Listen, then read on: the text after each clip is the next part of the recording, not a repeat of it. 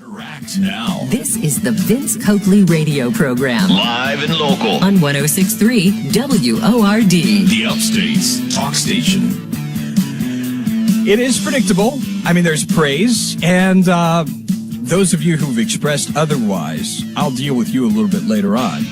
And I think you know what I'm talking about.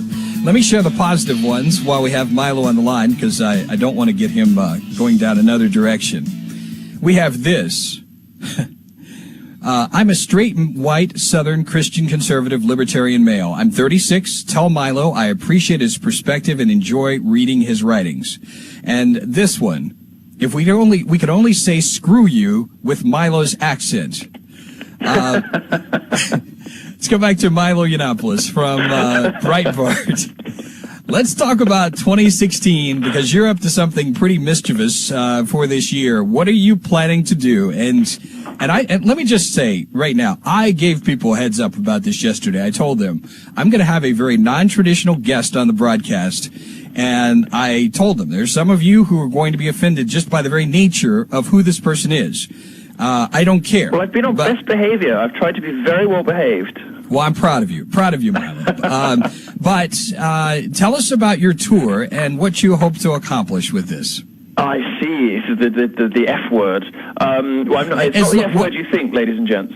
Yes, so I have a tour coming up next year. It's called the Dangerous Faggot Tour. Now, the reason I use this word is because nothing annoys the progressive left quite like a gay person sort of misusing the swear words.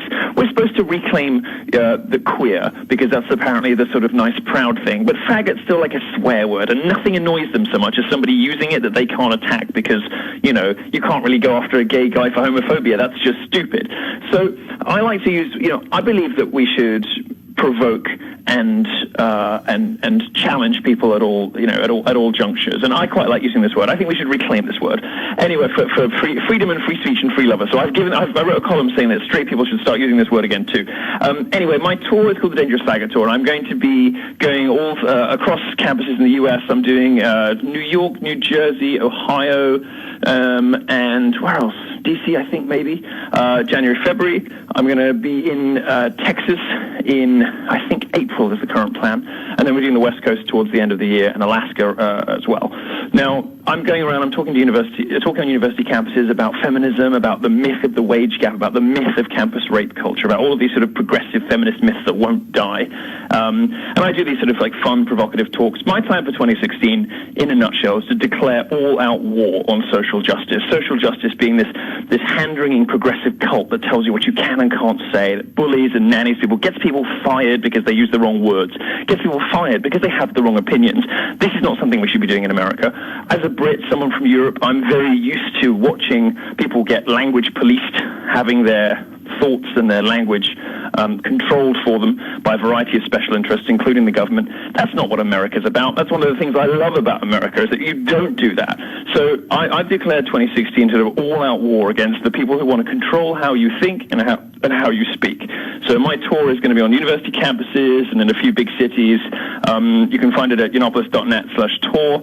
It's going to be a lot of fun. People, what's amazing is the coalition of people who have lined up behind cultural libertarianism, as I call it. It's rappers, it's bodybuilders, it's gamers, it's conservatives, liberals.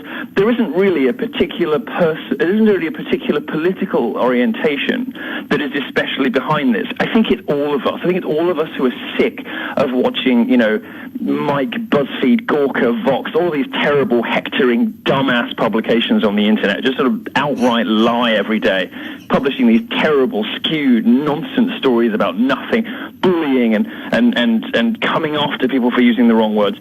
We're all a bit sick of it now, and even liberals are getting sick of it. They've realized what a monster they've created on the left. I mean, the left created Donald Trump precisely by policing people's language this carefully. He is the Newtonian response to what they did. They created him.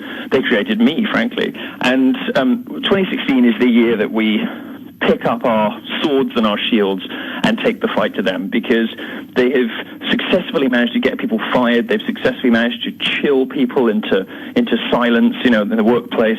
We now live in a world where you can get fired for telling facts. So what we call the Overton window, the acceptable limits of speech and discourse in the public square has been narrowed so much and pushed to the left so much that you can't have an honest debate about gender relations anymore. You can't discuss scientific studies without putting your job at risk if you're a man. I think that's wrong. One of the reasons that I talk so much about men's issues isn't particularly because I particularly care, because after all, I don't have a dog in the fight. But I see an entire sort of half of the species unable to tell the truth on TV for fear of losing their jobs. And we're going to fix that in 2016. We're going to fix the lies that the race baiters tell. I don't want another generation of Al Sharptons, and those people are rising now. Netta and DeRay of the Black Lives Movement. You know, these are the new generation of race hucksters, and you know, I don't want that for America either. I don't want I don't want a generation of feminist shakedown artists who are threatening, whether it's in video games, threatening video game studios with bad press and bad media coverage if they don't put, you know, the right number of paraplegic Armenian lesbian immigrants in their video games. I don't want these people controlling culture. I don't want these people controlling the media. I want more of a balance in academia, and I want more of a balance in the entertainment industry. So that's what we're going to be doing in 2016. Milo, you've certainly said a mouthful there. One of the things that struck me as you're talking, and again, and I've said this plenty of times about people who have actually immigrated to the United States. You aren't in that category, but they seem to have a better understanding about America than a lot of Americans do. And just from your experience, do you get the sense that a lot of people actually take here in America our freedom of speech for granted? Oh, absolutely. You know, the way I see America is the sort of highest, best, purest distillation of British values, right? Britain didn't invent democracy or free speech or, you know, any of the things that make the world a nice place to live. But it spread them more successfully than any other country around the world. And the best example of where these British values were spread is America. And America is, you know, the perfect example of a country that, you know, that cleaves so closely and so strongly to freedom, to democracy, capitalism, all of the things that make the world a nice place to live. It worries me, coming from Europe, where we have started to lose those things. We're in a sort of late decadent period where there are assaults on all sides to our freedom and to, you know, and socialism is growing, and, you know, all these you know, things that are going horribly wrong in Europe that are probably now irreversible. It isn't too late for America. And America, for me, was always the gold standard of, you know, if you wanted to go and you had aspiration and you wanted, you know, anything was possible, you could say what you want, do what you want, be what you want. That's the great promise of America. That's the American dream.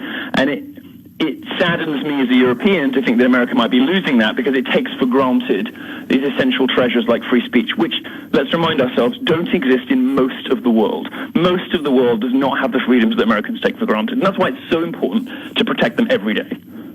You better believe it. And so we are able to say things as you've communicated for the past few minutes on this broadcast, and all of us can do the same, which is what you're trying to inspire us to do.